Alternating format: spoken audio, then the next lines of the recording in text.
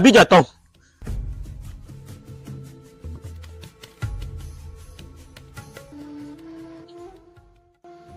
छोटे, जी भाई साहब। यहाँ पे मौलवी साहब कहाँ मिलेंगे? आई भाई, मैं आपको लेके चलता हूँ।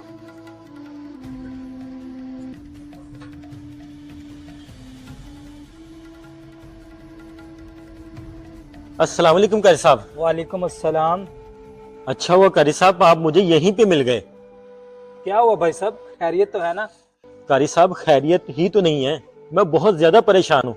मैं जो चीज भी खाता और पीता हूँ वो मिट्टी बन जाती है।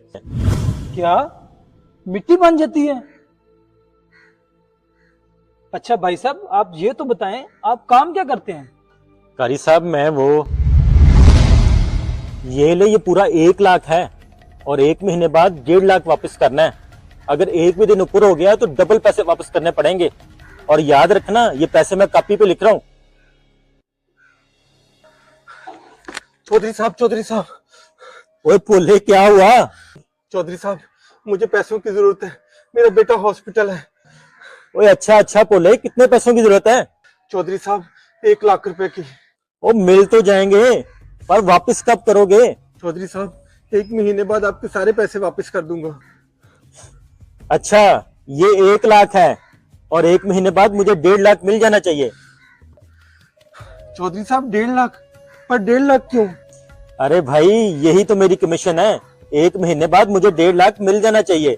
चौधरी साहब, ऐसे तो ये पैसे सूद के बन जाएंगे, मुझे नहीं चाहिए सूद के पैसे। ओए पुल्ले, सूद के हैं या कमीशन के? लेने हैं तो लो, नहीं तो दफा हो जाओ। नहीं चौधरी साहब, मुझे सूद के पैसे नहीं चाहिए। और ठीक है, दफा हो जाओ। तौबा तौबा तौबा तौबा, अस्तगफिरुल्लाह, इतना बड़ा गुनाह! कारी साहब, पर हुआ क्या है? सूद पर लोगों को पैसे देते हो? मौलवी साहब, मैं क्या करूं, मेरा पैसा कमाने का तरीका ही ये है। भाई साहब, आपको पता है ये जो सूद है ना, ये अल्लाह पाक को बिल्कुल नापसंद है।